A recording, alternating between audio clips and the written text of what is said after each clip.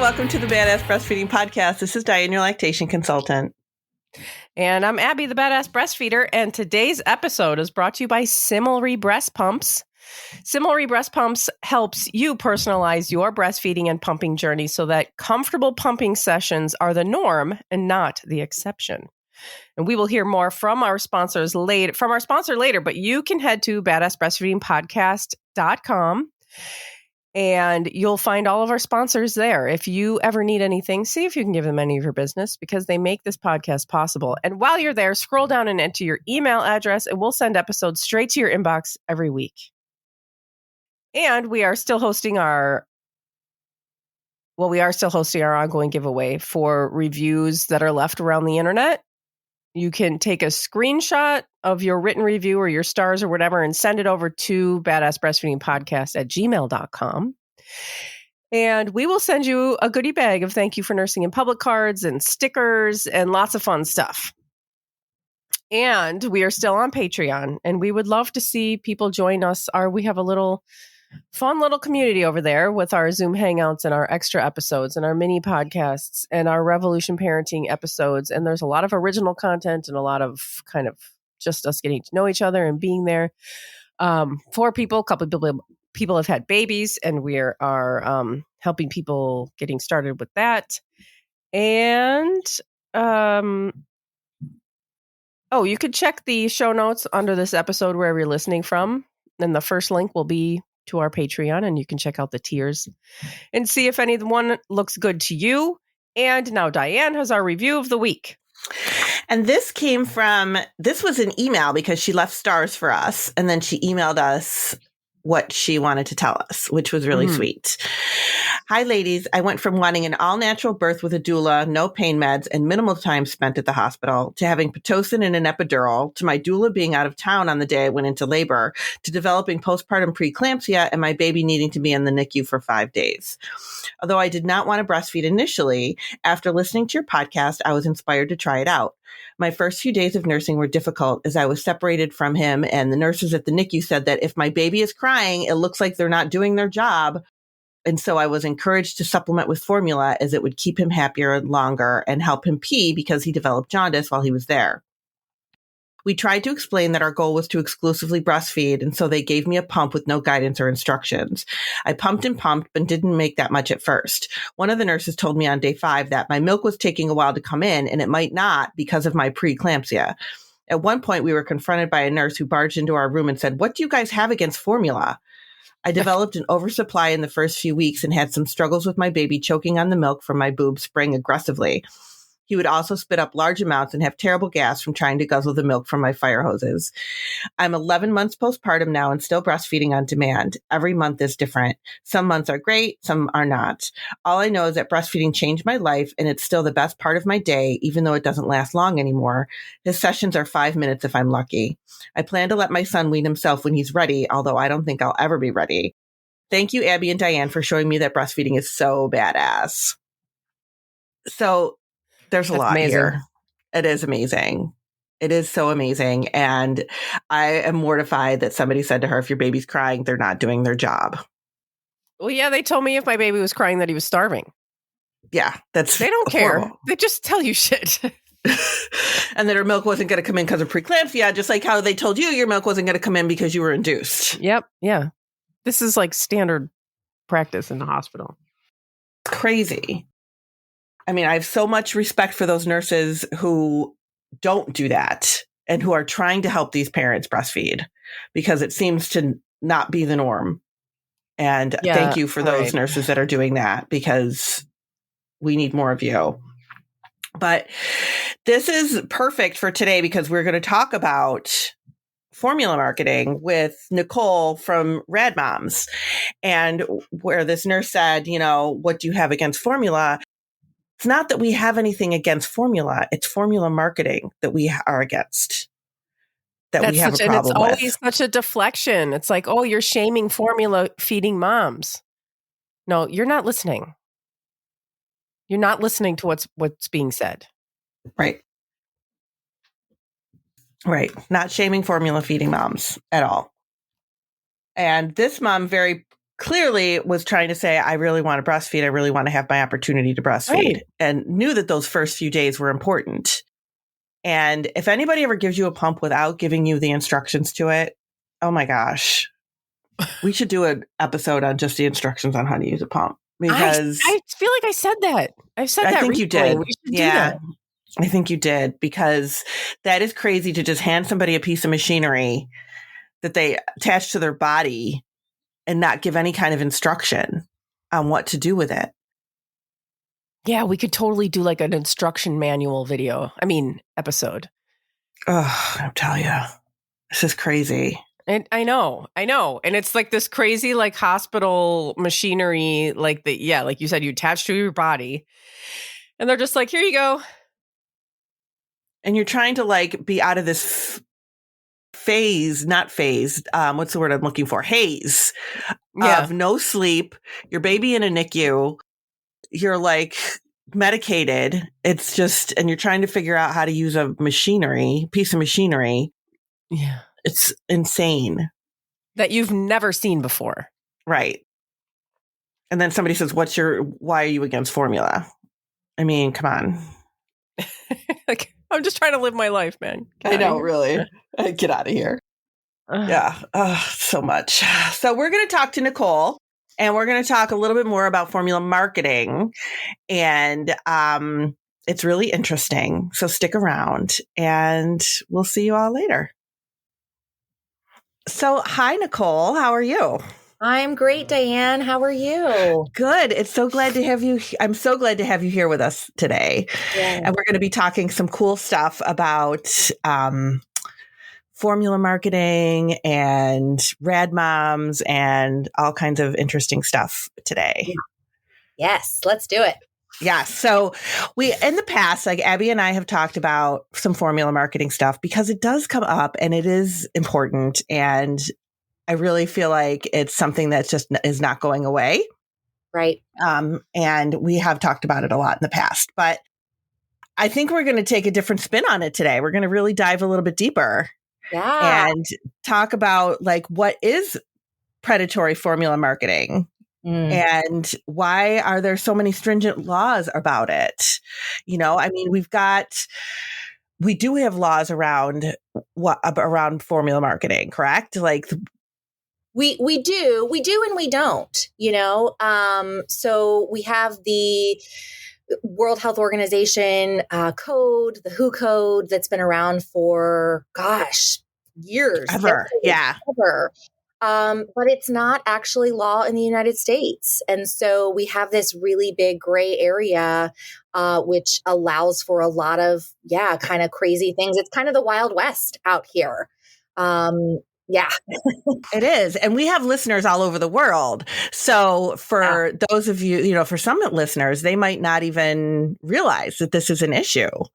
Yeah, absolutely. If you live in a place where the code is law and those laws are, adhered to. I mean, there's always loopholes, right? So we know even in some places where the WHO code is in place and is law, there are loopholes. But it's always shocking when I speak with people that live in places where the code is enacted into law and they are just flabbergasted at what goes on here in the United States. So and like you said, it's like the wild, wild west. Yeah.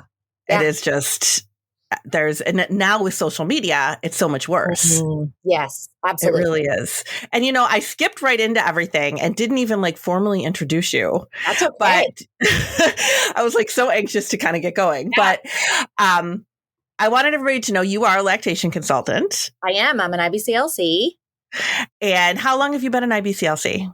So I've been in IBCLC for about 2.5 years now.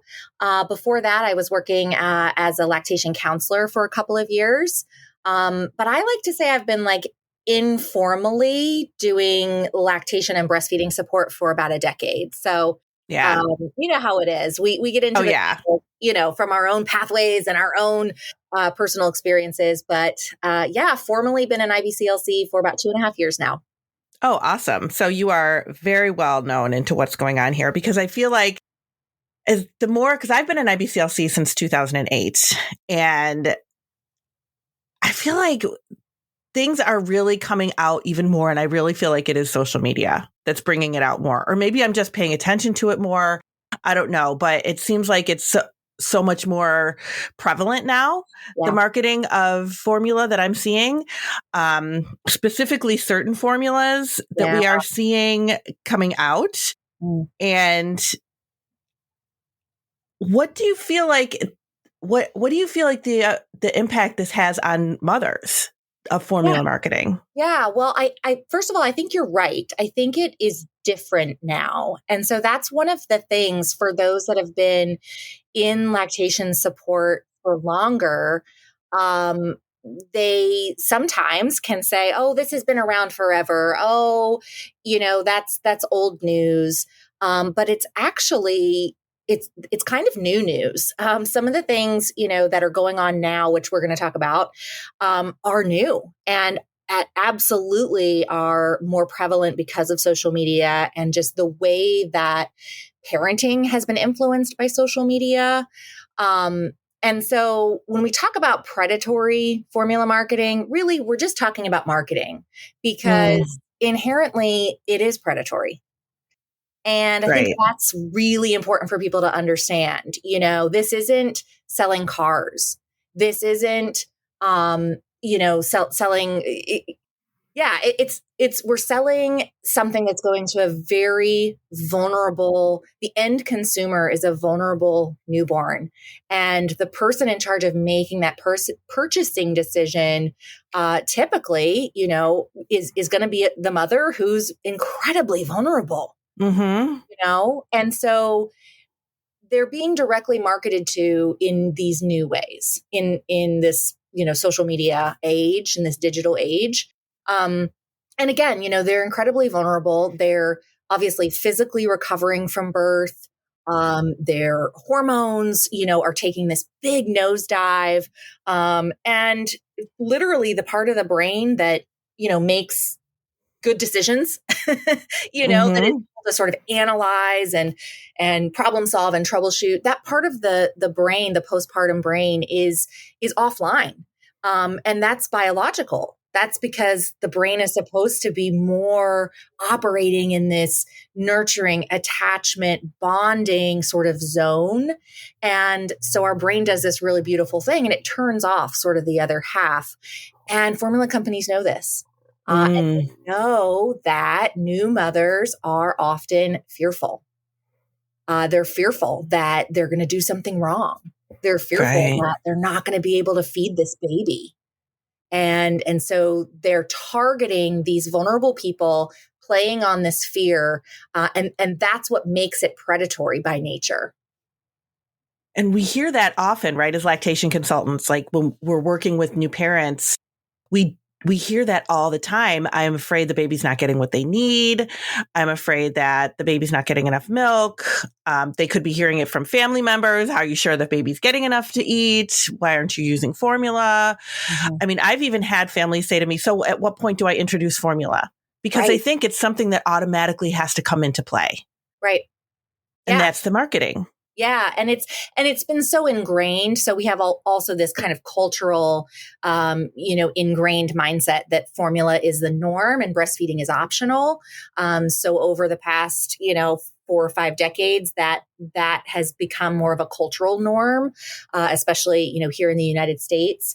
And so that's the foundation, right? So now formula companies don't need to do any more of that work because that seed has been planted. That seed is already there. We have a couple generations, right, that grew up believing that science milk and, formula milk was actually better. In many communities, that's still the belief that it's actually better, that milk won't have that human milk won't have everything that's needed.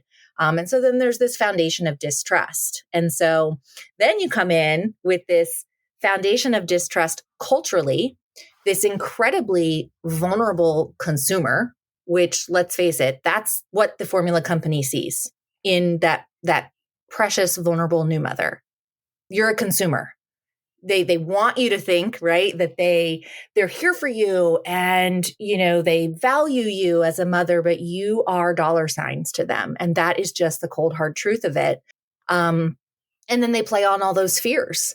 And so what we start seeing is they're not even really selling a product anymore. They're selling benefits.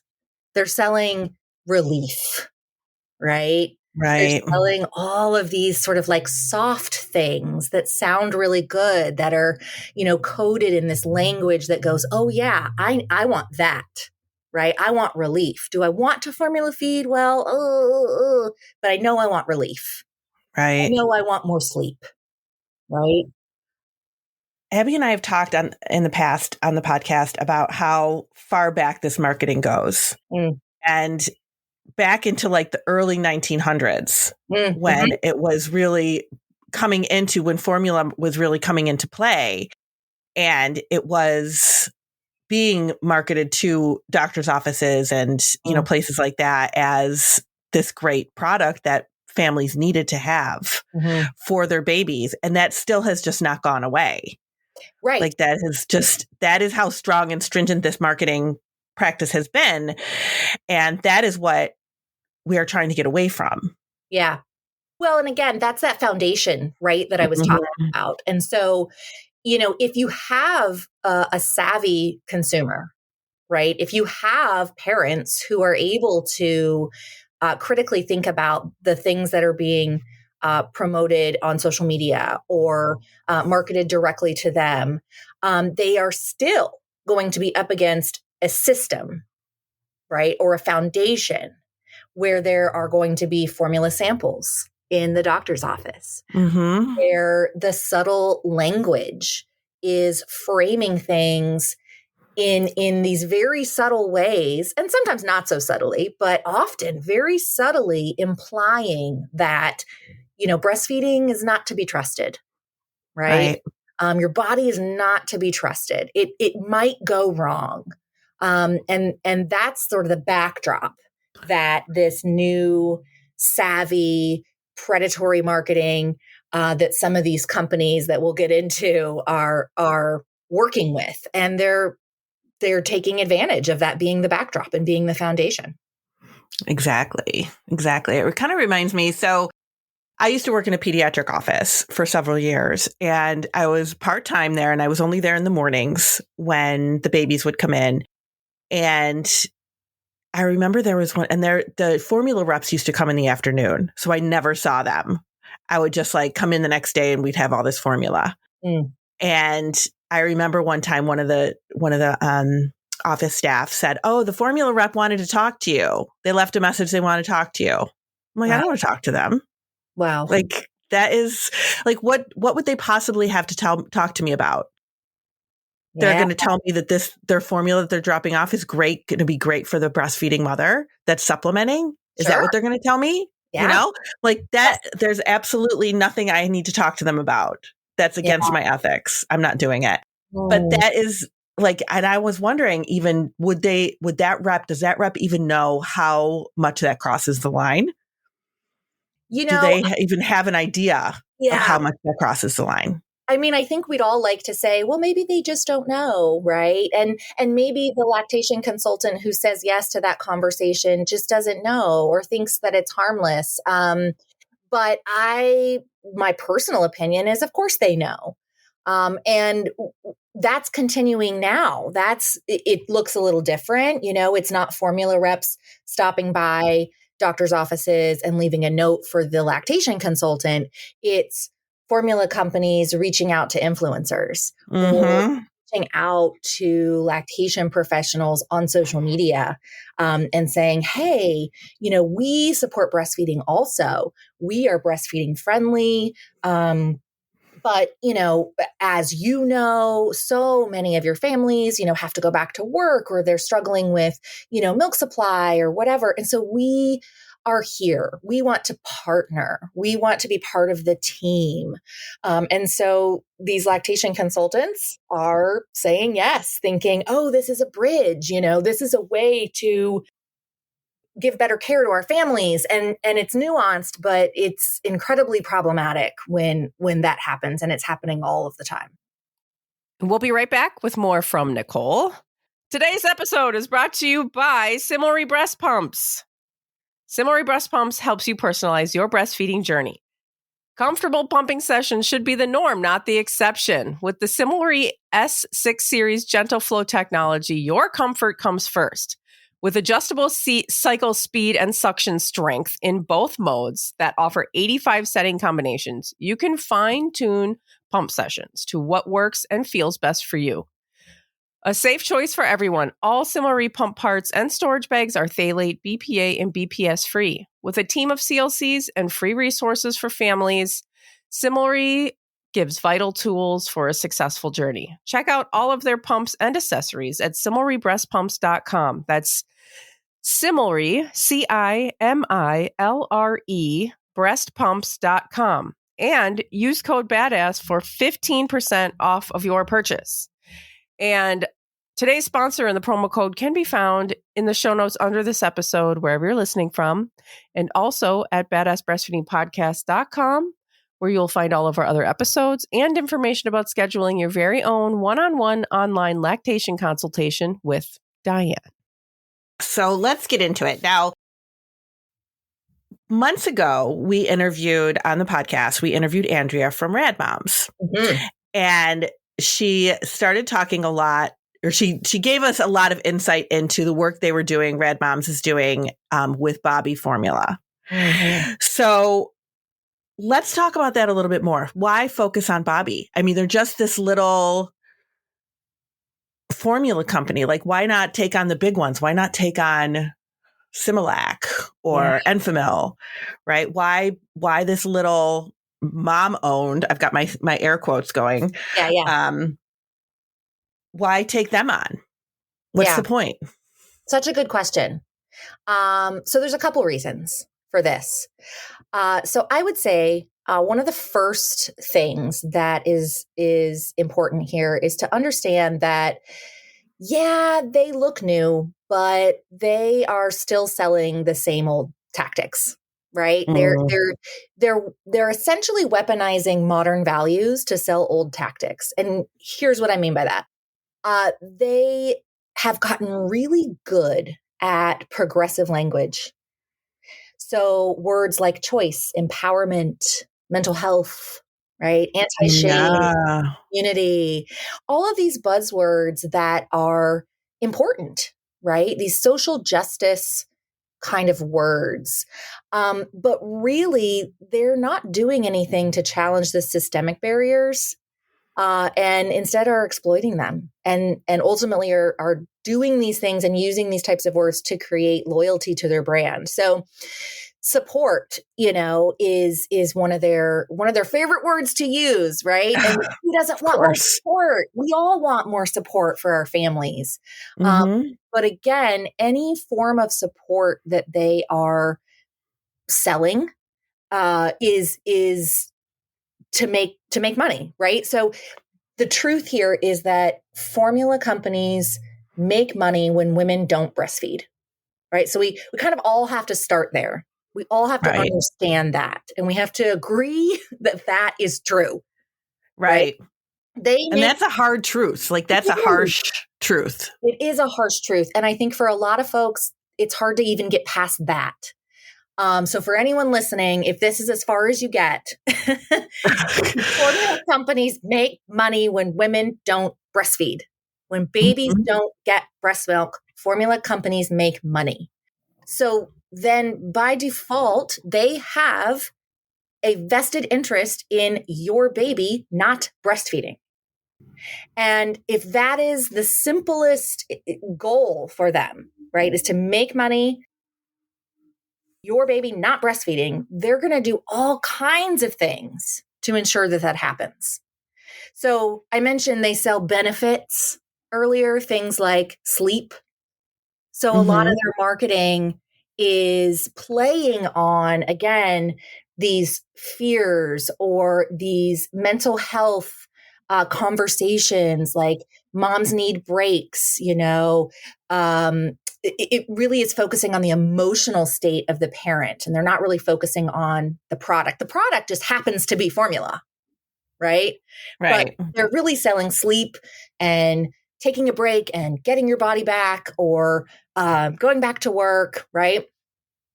So that would be kind of the first thing about Bobbie, because your question was why Bobbie? Okay. Right. Why Bobbie? Why Bobbie? They're really good at this. And the reason this matters is because this is sort of a new way of selling, right? Focusing on these progressive social things that are hot topics right now, as they should be, right? Right. And they've gotten really, really good at this. So that's the first thing. The second thing is they are really good at infiltration of spaces that are marginalized spaces, specifically Black maternal health spaces. And this should really upset everyone, because what do we know about these spaces? These are traditionally and historically underrepresented communities. We have low breastfeeding initiation rates in Black communities. We have, a long history, right, of reasons for why that is. Okay. Right. Fact remains that we have these huge disparities. We have huge disparities. The Black babies are dying more often than white babies. Right. At a huge rate. Like it's yeah. So we've got this really, vulnerable, again, system or space, these Black maternal spaces.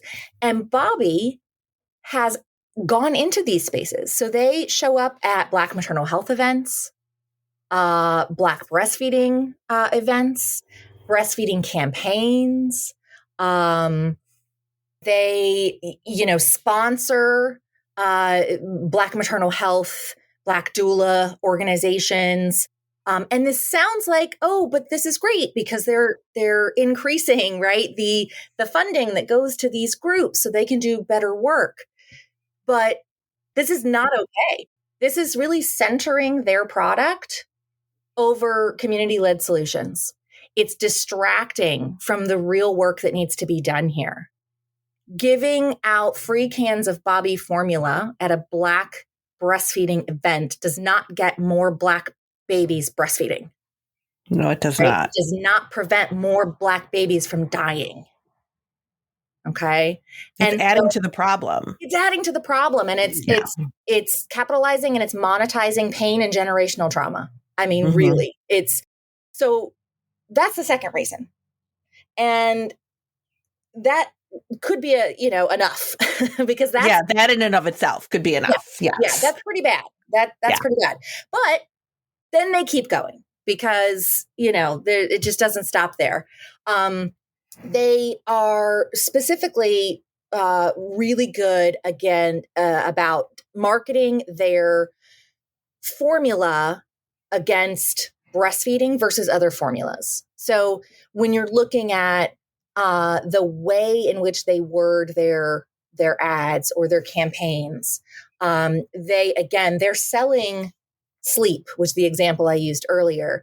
And they're not saying our formula will make your baby sleep longer than this other formula, because of course that's ludicrous, right? Right. But they're saying our formula will give you, breastfeeding mom, a break, right? Because your partner can feed and you need that and you deserve that. And so what happens there, yes, of course she needs sleep. Nobody's disagreeing. It's real hard to disagree with that, right? Because we want mom to have rest and recovery and all of these things, but not at the expense of her breastfeeding relationship. And again, when we remember the fundamental truth, which is that the formula company makes money when babies don't breastfeed. And again, we can't lose sight of that. Right. The goal is they're fighting against breastfeeding. They're saying that exclusively breastfeeding is going to harm you. It's going to harm your mental health. It's going to harm your sleep. And we have the answer. And it just happens to be this product. But we are here to give you these things back, to make your postpartum and your mothering and your parenting journey better. So that would be the third reason why Bobbie. And then I have one more. Oh, okay. So, I know. Thanks for bearing with me. And this one kind of ties back to something we already mentioned just a little bit, which is Bobbie loves lactation consultants. Oh, Bobbie yeah. loves essentially exploiting the IBCLC credential. And they have created partnerships. They have a robust affiliate program. And they're actively seeking lactation professionals, doulas, Black maternal health workers, health influencers. And so this is very problematic because whenever you have, especially someone whose fundamentally purpose is to protect, promote, and support breastfeeding, that doesn't align with the fundamental purpose is to make money when babies don't breastfeed. Right. So, again, lots of nuance within our field and reasons why we do the work that we do as lactation consultants. But we have to agree, again, I'm going to come back to this, like, what is the fundamental function of the IBCLC, right? Protect, promote, support. Right. And what is the fundamental function of a formula company? Make money when babies don't breastfeed. And so those two things fundamentally don't go together and they don't align. And so when you have this vulnerable consumer, seeing them aligned, and alignment, it doesn't take much. It does not take much at all. It takes someone saying, I'm a lactation consultant and I recommend when you can't breastfeed or you choose not to, or you need to supplement because I support all feeding journeys. This is what I recommend because right? Right. It's fundamentally no different than a Nestle rep dressing up like a nurse, in the 50s and 60s in Africa. It has that much potential to do damage, not only to that vulnerable end consumer, but quite frankly to our profession. So, again, for lactation consultants who've been around a while, who say this is an old thing, we've been kind of fighting this fight for a while. This is a new fight, or new battle, same war, new battle. And so I'm so glad we're talking about it because it's time. We really have to take some action.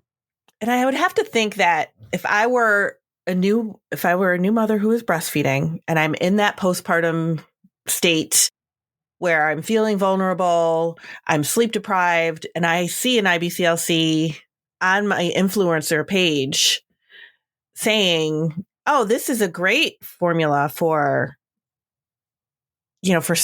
supplementing with, if you need to supplement, this is the one I recommend. I don't know that I would think twice about that. I don't think I would realize that IBCLC is breaking their code of ethics. Exactly.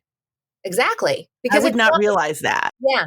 And it's not the consumer's job, to know that. It's not the consumer's job to know that code of ethics. You go in for surgery and, your surgeon, I'm trusting that those letters on your name tag and that diploma and, by gosh, that white coat, I'm trusting that you're going to be able to do what you say you're going to do and be who you say you're going to be. Now, we know that doesn't always happen, but, it doesn't take much to have trust built, right, in some sort of authority figure, some sort of expert, right, with expertise. The IBCLC is the top credential, the gold standard credential, right, of lactation support. And so when you see those letters, if you know what they mean, right, and we're such a relatively new field, that's the other thing. Our credential is, 40 years old.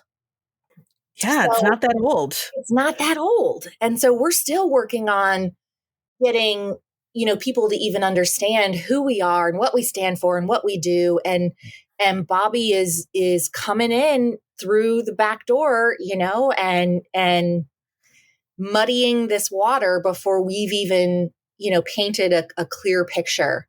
I think for a lot of families of who we are and how we can help them. So Andrea talked a lot about the Back Off Bobbie campaign. Mm-hmm. So tell us a little bit more about that for the listeners that have not heard about what the Back Off Bobbie campaign is or was. Yeah, absolutely. So backing up just a little bit, because, if people listening don't know a lot about Rad Moms, I would like to maybe kind of talk a little bit about that and then explain, what this awesome campaign that we have going on is. So the Rad Moms is the Radical Moms Union. And, you've mentioned Andrea. She's one of the founding mothers of RMU. And we're so thankful for her. And actually, it was Andrea who invited me to be a part of it, which was really cool because I had been I'll just say it. I had sort of become a disruptor, if you will, in my little corner of the internet. And had been kind of talking about some confrontational things and getting a little spicy and, speaking up about some of the things that were going on, particularly related to IBCLCs and our code of ethics and how that's, getting muddied. And so then one day I just got this message. She slid into my DMs and she asked me if I wanted to be part of it. And I was like, yeah, of course. Right. Like, I want to shake things up. Let's do it. And then I got connected with Natasha, who is the other founding mother of RMU. And Natasha is just this like wild lunatic force that I just kind of was like, I got to be in this woman's orbit. Like, she is getting things done and she's not moving slow. And if I want to get off the bus, and shake it up and make some change, I need to be a part of this. And, so she has this just amazing ability to organize. And, now what has come of it is we have this really dynamic group of change makers, and we're made up of a whole bunch of moms. And now a whole bunch of professionals, and some of us are both. And we're really passionate about really anything any system who profits off of separating the mother-baby dyad. So, it's not about we're against formula feeding, we're only pro breastfeeding. It's not that. We believe that it's the commercial interest piece. And so we want to protect mother baby from corporate influence and interest, right?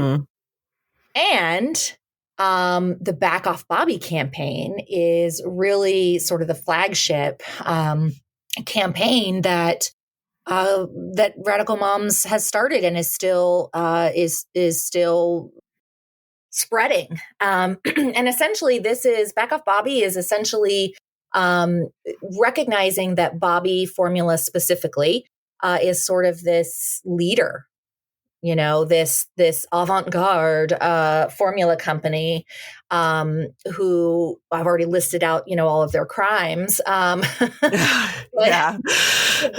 leading the charge, and there are other formula companies following suit. And so we're starting to see some of these other kind of newer companies doing some of the same things. And we are, yes, they're popping up. Yeah, they are. And using a lot of the same language and this social justice language and,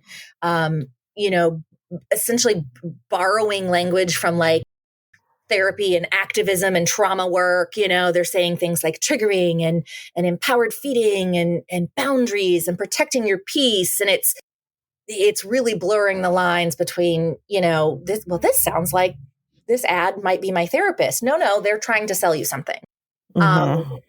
So yeah, Back Off Bobbie as a campaign recognizes that Bobbie is really leading the charge. And so we have a variety of initiatives, a variety of things that we are currently doing, things that we have done.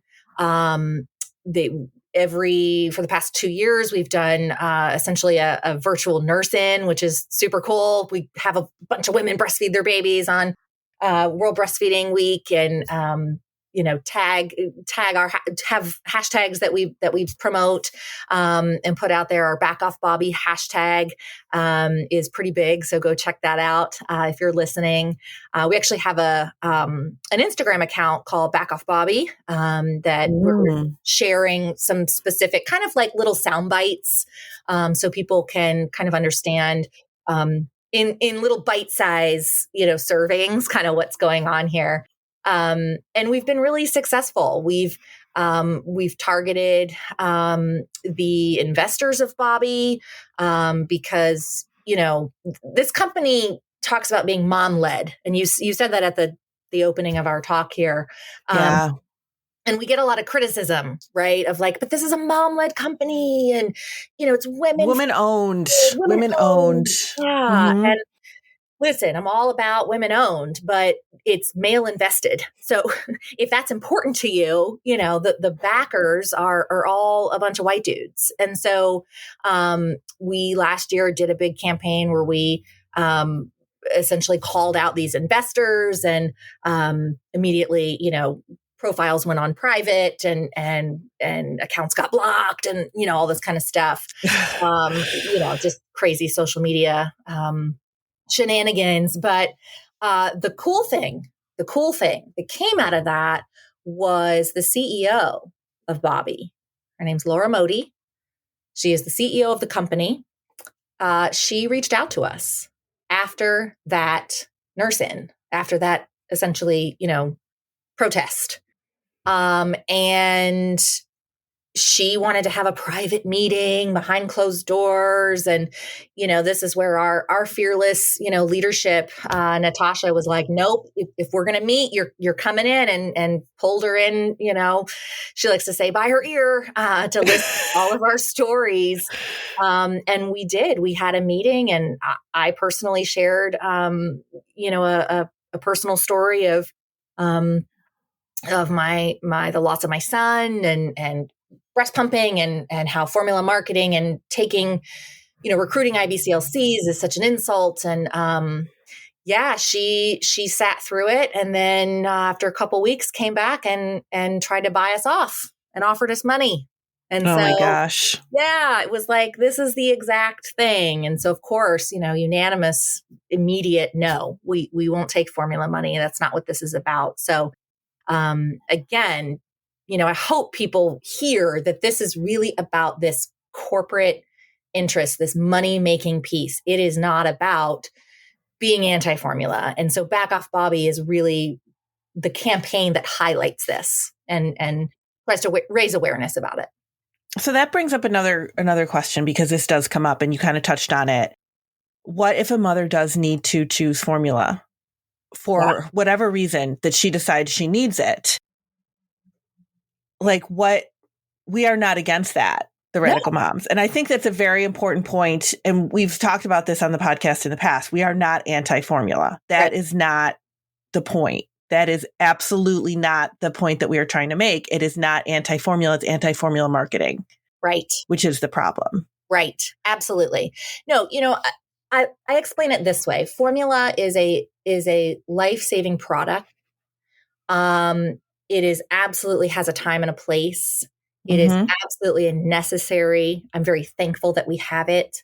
But I'm thankful for it like I'm thankful for insulin, right? And we don't need to market insulin, right? Because insulin, if you need insulin, right? If you need that medication, then it's there, right? We need to increase access. We need to make sure it's safe. We need to do all the things. But it doesn't need to be marketed. And so when you have something like infant formula, yes, and I think it gets gray too, because people say, well, it's not a medication, it's a food. Well, is it? Right? Like it really should be kind of more regulated like a medication, because if and when a mother's own milk is not available, it is absolutely the appropriate substitute. And because we do have free choice and autonomy, if someone chooses to use it, that is also not a problem. We just want families to be able to make informed choices. And it can't be informed when there's a company who, again, fundamentally makes money when you don't breastfeed, telling you that you need to use their product. So right. They're clouding the judgment there. That's right. Absolutely. Absolutely. And even when they give away free samples, or they give away, or they sponsor a tent, these are all the subtle ways that marketing infiltrates our minds and makes us think, oh, okay, if I need it, that's the one I want because it's mom led, or it's green label, or they use some organic ingredient, whatever the thing is, or they have just been on my social media, or that lactation consultant, had a can of it, or that influencer that I really respect, who's just a mom herself, is saying that it was the best one of all the ones she tried when she switched to combo feeding. All of these things are marketing. It's not just commercials anymore, right? This is the new way of marketing. And so when a company knows that if they show up and sponsor a tent and put their name on the tent, that's all the marketing they have to do. I mean, what does a tent cost, right? Right. And of course they have these big, beautiful displays, and they have all this language that they're using and all these, other things. But yeah. So what are the goals of the Rad Moms? What do they want Bobbie to do? Yeah. Bobbie obviously wanted to give money to shut us up, right? Right. To kind of quiet the goals, quiet what was happening, get away from the Back Off Bobbie campaign, get away from the nurse-ins, get away from harassing their backers. Right. What is the goal? Yeah. Well, so you're right. They gave us money because they wanted us to stop doing all these things, but that's not how they offered the money. So this is kind of funny too. They offered the money and saying, why don't we focus on our similarities? Why don't we focus on what we have in common? Because what we have in common is wanting to help more families, right? So they were sort of doing the same thing to us. Yeah. But what was not being said was, then once we write you this check, you will no longer be able to disparage our name, talk about our investors, right? They're not going to say all that, but essentially it creates this beholden relationship where you now can't say it because they wrote a check, right? So of course we said no, and we let Laura Modi and her team know that we in fact not only did we not want the money, but we wanted them to do a few things. And, we gave a list of demands. I think the biggest thing that we want to see is for Bobbie to stop, first of all, stop disparaging breastfeeding in their marketing, issue a public apology for doing so, stop immediately stop recruiting IBCLCs and Black birth workers. You want to have an affiliate program, you leave the healthcare providers out of it.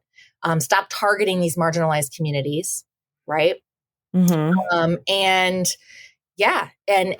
focus on your product, right? Focus on your product. Don't sell it against breastfeeding.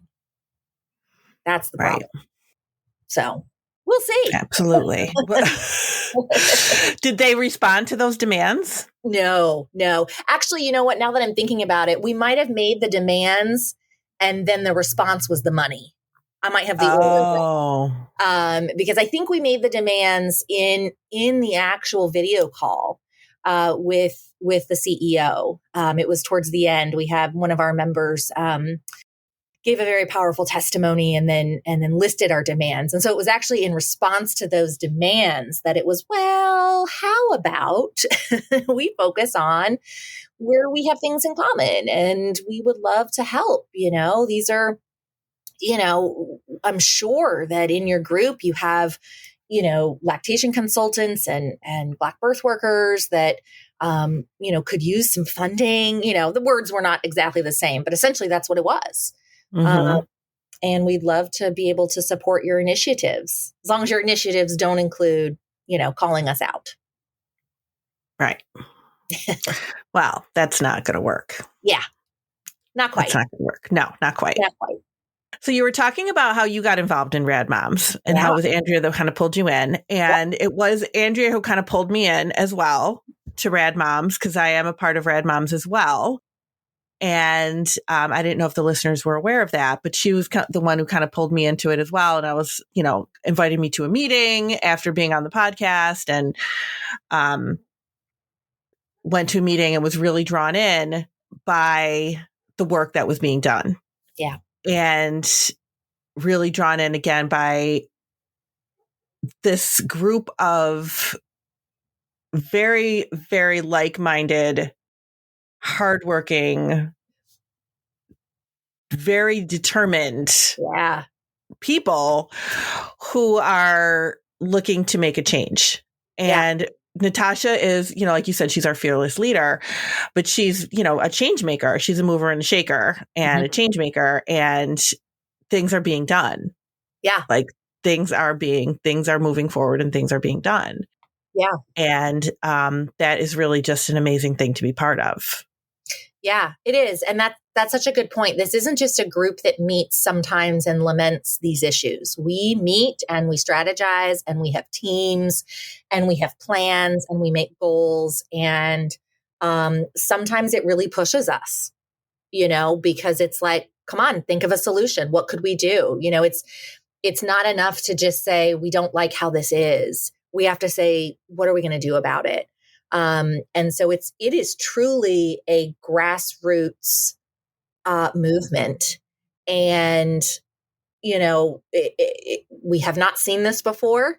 And those that are in lactation support professionally, we're not strangers to grassroots. That's how our field came to be, right? Exactly. Yes. Yeah. So it feels good, when you're especially, speaking about it as a lactation consultant, it feels like, this is that advocacy stuff. I'm protecting the profession that I love so dearly, that I spent so many years and dollars, working towards this credential. And, it is not going to fall apart. I am not going to see my peers continue to, sell out and do this. So we've got lots of things in the works with regards to that problem.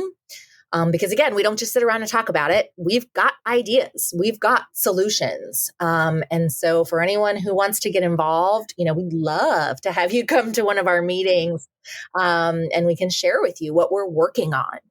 How are we going to make Bobbie stop recruiting lactation consultants? And how are we going to get lactation consultants to stop saying yes? To Bobbie, right. Bobbie, yeah. Right. Because the reality is we all need more money and more exposure and more, so it is tempting. And that affiliate program, it creates this offer that people think they can't refuse.